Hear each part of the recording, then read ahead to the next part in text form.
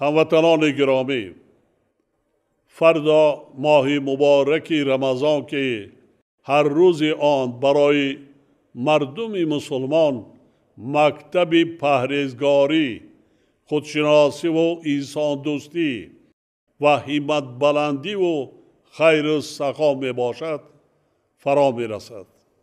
به این مناسبت همه شما را صمیمانه تبریک گفته و خاندانتان سلامتی، فیض و برکت و رزق و روزی فراوان می خواهم. تاجیکستان صاحب استقلال ما حالا در مرحله تشکل و تکامل دولت ملی، یعنی در روند دولت سازی و دولتداری نوین خود قرار دارد. مسلم است که در روند دولت سازی و دولتداری ارزش‌های اخلاقی و اعتقادی نقش مهم می‌بازند.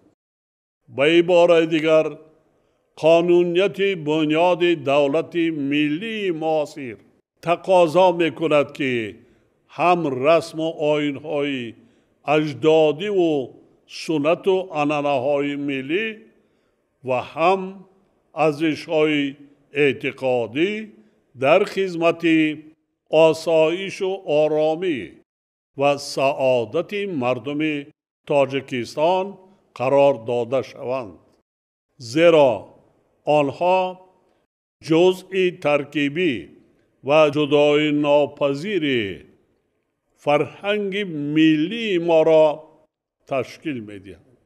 ما باید همیشه شکرانه کنیم که ماه مبارک رمضان را در شرایط امن و آسایش استقبال می‌گیریم و در فضای آزاد اعتقادی زندگی می‌کنیم. چنین شرایط مساعد و فضای سازگار هر فرد صاحب عقل سالم و صاحب ایمان را وادار می سازد که به قدر استقلال و آزادی وطن و صلح و ثبات کامل رسد و شکرانه این نعمت‌ها را بجا آورد. همدیاران ارجمند، در حدیث‌های پیغمبر اسلام حضرت محمد ماه رمضان همچون ایام خیر و سخاوت، رحمت و مغفرت، آمرزش گناه‌ها و اجابت دعاها تاکید شده است.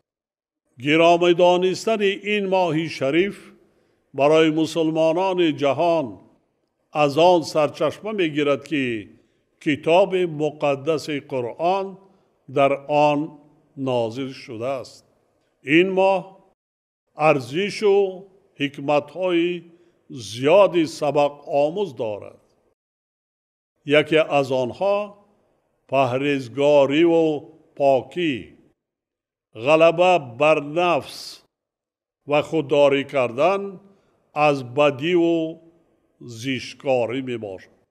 پرهیزگاری در اصل ماهیت عالی انسان دوستی دارد، زیرا زندگی کردن با رزق پاکیزه، مروت و از روی توان و امکان کمک کردن به نیازمندان، انجام دادن دیگر عملهای خیر و ثواب و دهها ارزش نیک اخلاقی در این ماه شریف برای روزه‌داران حتمی شماریده می شود.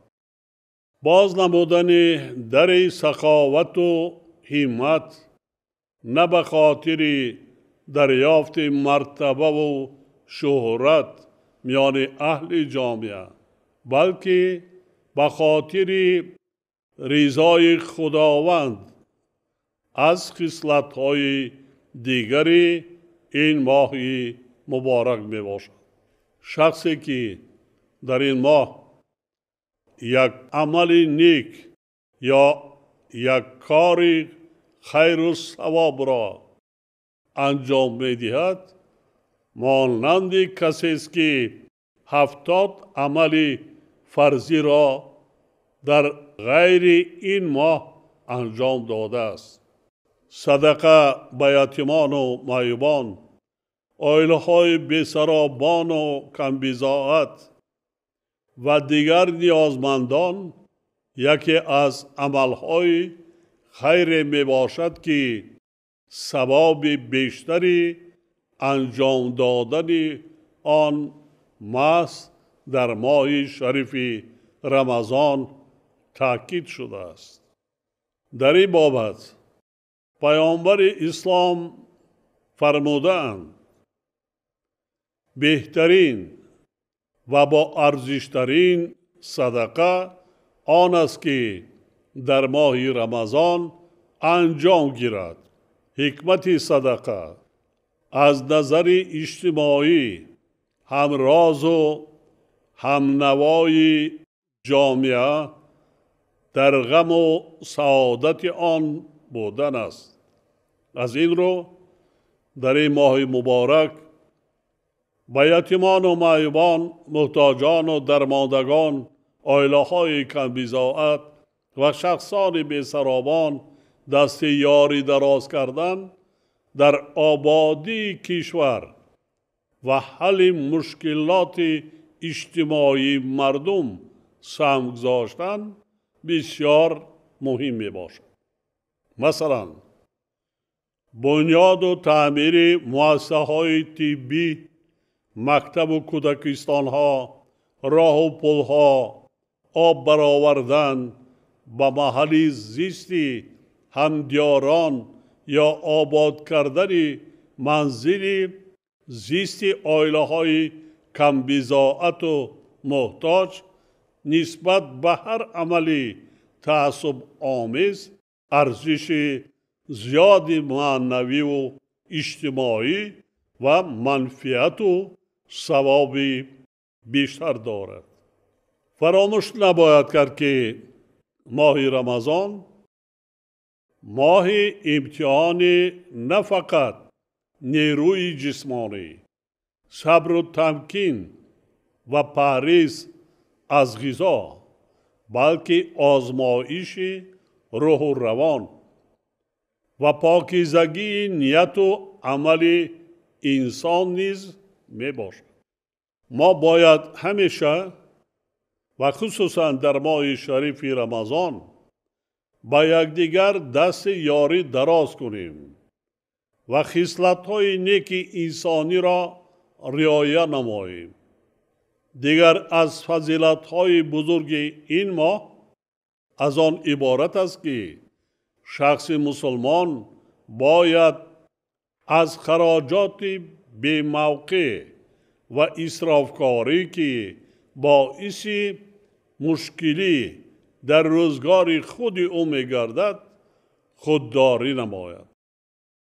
زیرا دایر به اسرافکاری در سوره اعراف قرآن مجید آمده است بخورید و بنوشید و اسراف نکنید، زیرا خداوند اسرافکاران را دوست نمی دارد. هموطنان عزیز، ماه شریف رمضان امسال با آغاز فصل بهار و موسم کشت و کار راست می آید. بهار فصل زنده شوی طبیعت و آغاز زحمت سازنده می باشد. دین مبین اسلام انسانها را همیشه با زحمت کشی، کسب و کار و سعی و تلاش برای رزق و روزی دعوت می کند.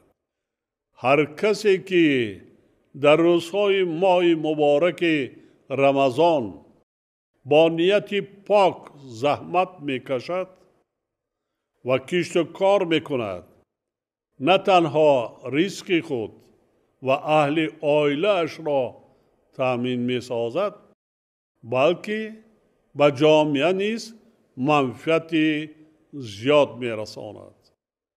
همچنین ما را ضرور است که زبان پاکیزه و معامله نیک با همسایه ها، رحم و شفقت و دردمندان، غمخواری و مهربانی با کلانسالان، حسن معاشرت با اهل خاندان و نزدیکان و پیوندان، مروت با دوستان و همکاران، جوان مردی و عالی همتی و قدرشناسی را رفتار و کردار همه روزه زندگی خود قرار دهیم.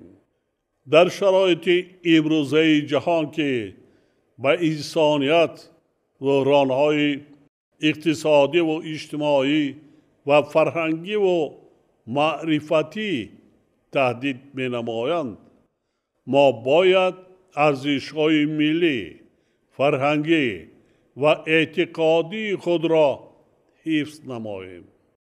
ما باید پیش از همه ماهیت اصلی فرهنگ اسلامی را درست درک کرده، آن را از همه گونه اندیشه های نادرست و خرافاتی پاک نگاه داریم و در راه تربیت انسانی کامل استفاده بریم.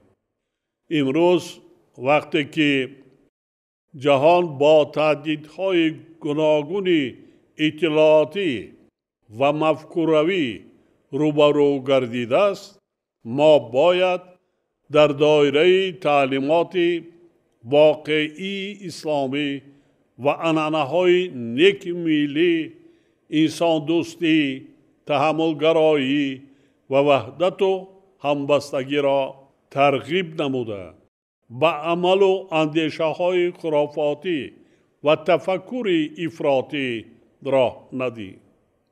شهروندان کشور را ضرور است که در این ماه مبارک به همدیگر مهربان باشند، با احتیاجمندان دست یاری دراز کنند، سر یتیمان را صله نمایند، با خویش و اقربا، همسایه ها، یار و دوستان مناسبت خوب داشته باشند و از دلهای خود کینه و عداوت را دور نمایند.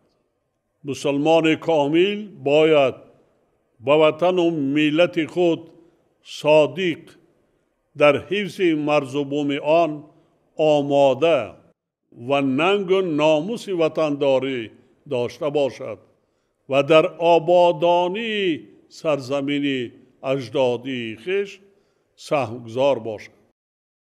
زیرا طبق فرموده پیغمبر اسلام، محبت به وطن از جمله ایمان است.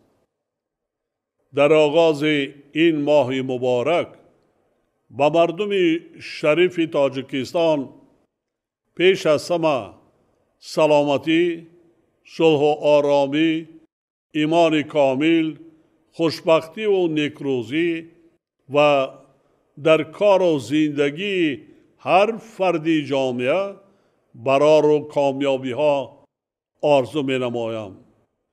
ماه شریف رمضان مبارک باشد هموطنان عزیز.